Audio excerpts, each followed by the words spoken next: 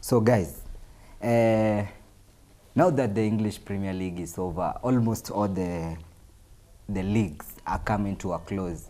For the case of the Spain, one game remaining, Italy 2 games remaining, so that the leagues can come to an end. But there is always those matches that we look out for after the leagues are over, the competitions that were going on during those seasons. We are having UEFA Champions League, Europa League final, and also the FA Cup final. First of all, before we get to the predicting those matches of the outcomes, Liverpool and Tottenham. Timo, do you really think these two teams deserve to be in the final of the UEFA Champions League? To me, they should. They have fought their way through there. Because for both Ajax and Barcelona, for the game of Barcelona and Liverpool, Barcelona were lenient.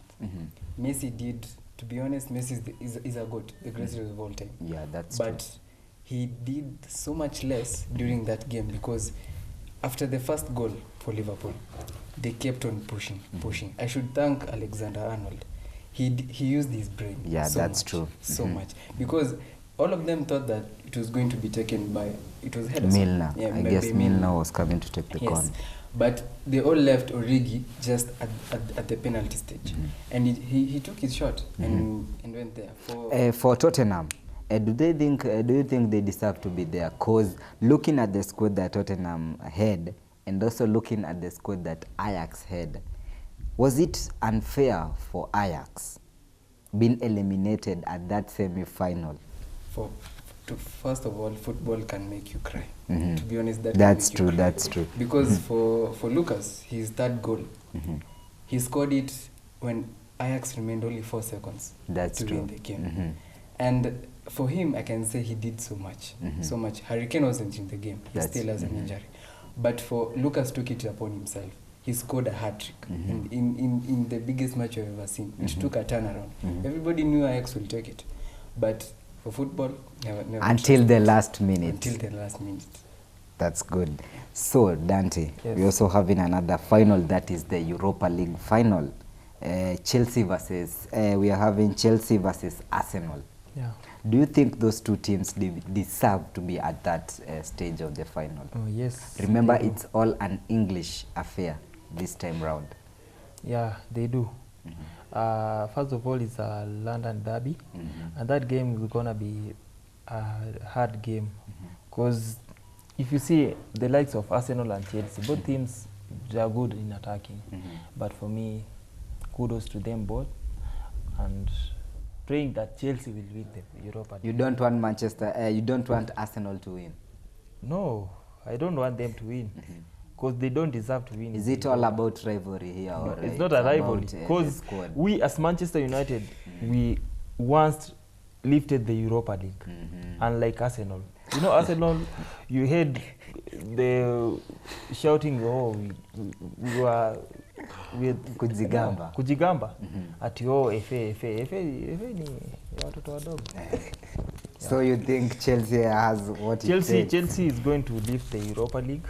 Looking at the record and the form that Arsenal got, I know people are complaining because I'm mentioning Aubameyang very much. Let me say the attackers of Arsenal.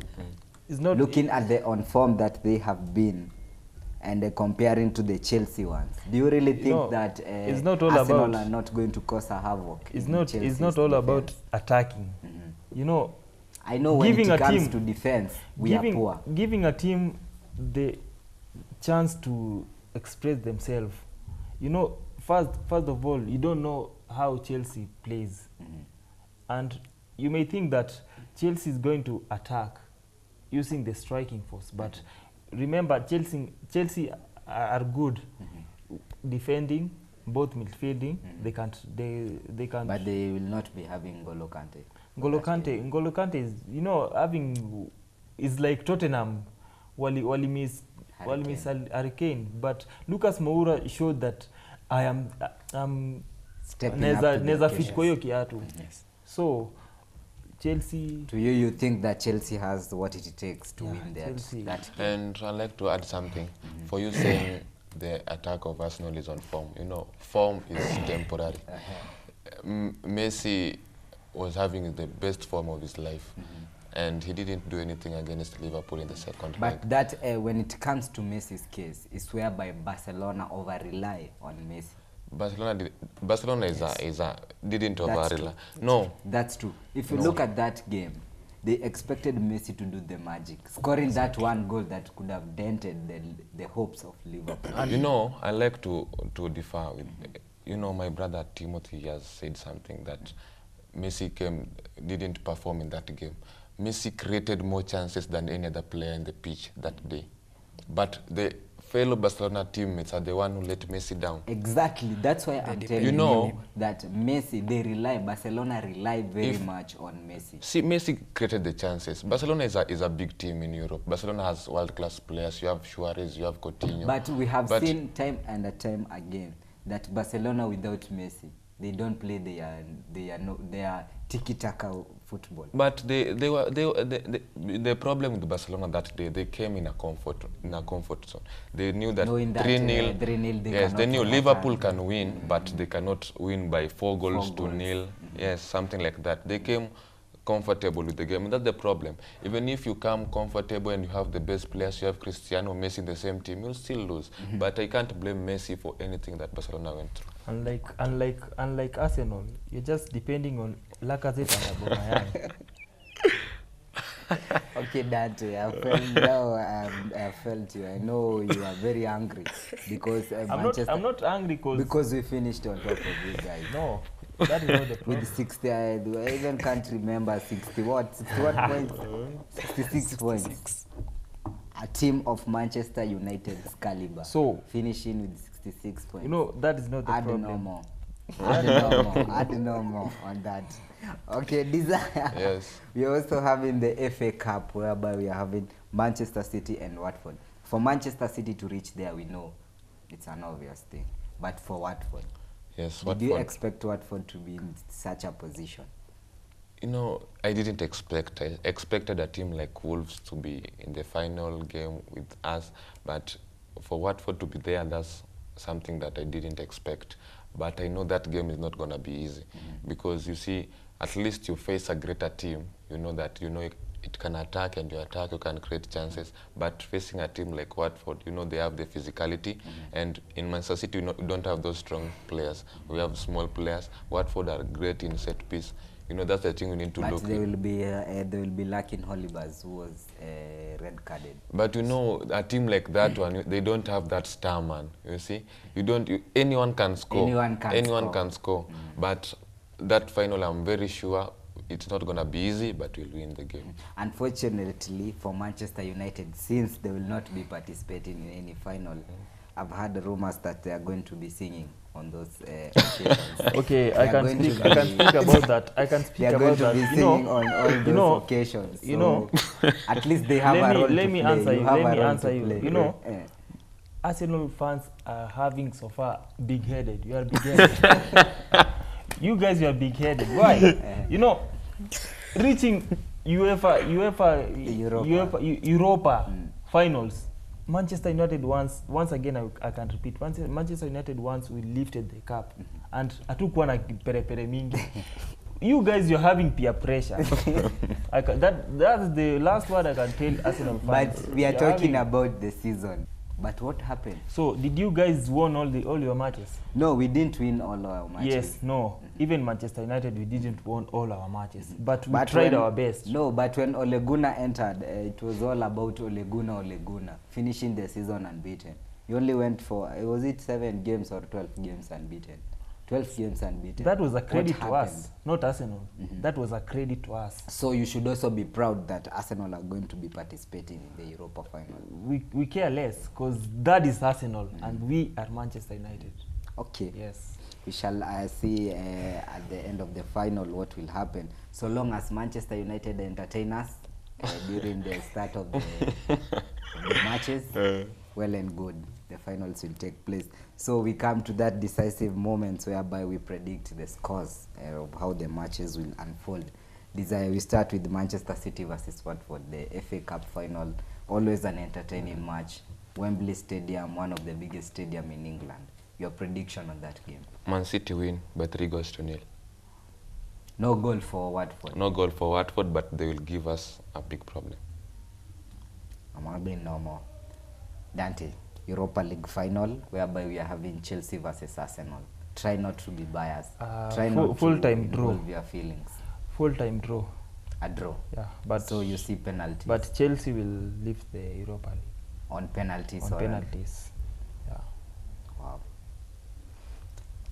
Timo. Yeah. The UEFA Champions League final happening on 1st June. Liverpool versus Tottenham. Your prediction on this game? This is a tough one, but I'll go with Liverpool. 3-2. 3-2. 3-2. In favor of Liverpool. In favor of Liverpool. Because I'm also supporting Liverpool on that day. Because if Tottenham win, your coach will be sacked.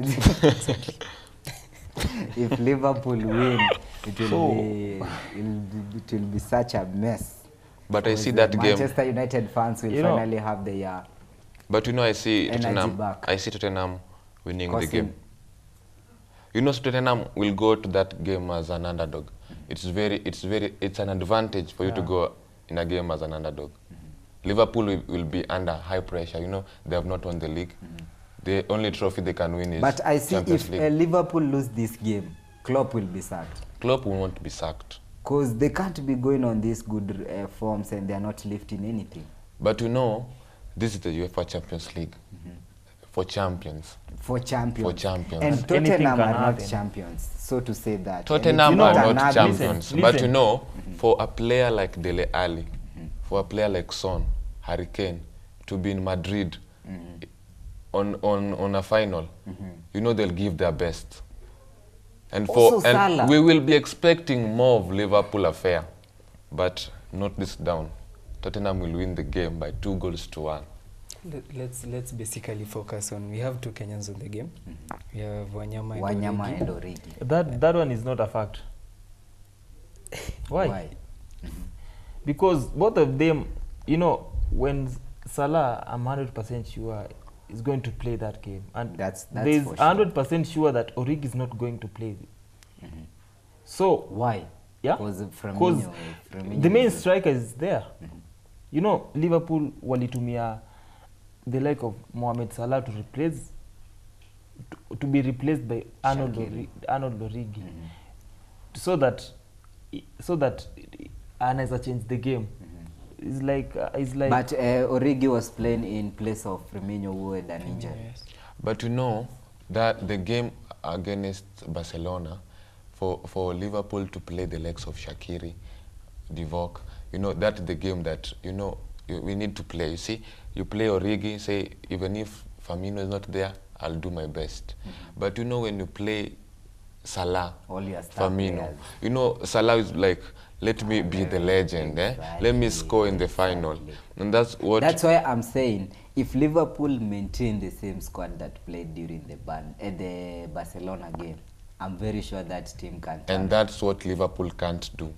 I'm very sure Liverpool that team can turn up. Salah cannot be on the bench on a UEFA final. For sure, that's true. Firmino can't be on the bench. And Salah is more of a selfish player. So we wait to see. So to you, Desire, you think that Tottenham will cause a scare? Will cause a scare and will win the game. Timo, you still stand with your prediction? Still stand with Liverpool. Okay. Anything you want to change on the Chelsea versus Arsenal game? Full-time draw. Don't blame Dante, because I know he's a 100% Manchester United fan, 100% hater of Arsenal. Right. And I hope Unai Emery proves him wrong by winning the UEFA Europa League, which will be happening on this month on 29th May.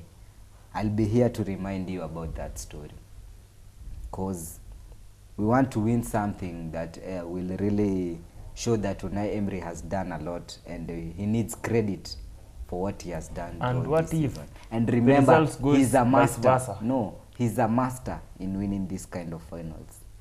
He won 3 times with Remember, Sevilla. this is football. Anything can happen. Yeah. Also, during the Valencia game, you said there was a comeback. I didn't see the comeback. But that game against Arsenal versus Chelsea, I see Arsenal winning the game. You see, Unai has won. He has experience in the finals, and unlike Mauricio, hasn't Who has never won any title in his coaching career. That's true. That's a bigger Likewise, advantage. actually this time round the finals are very interesting.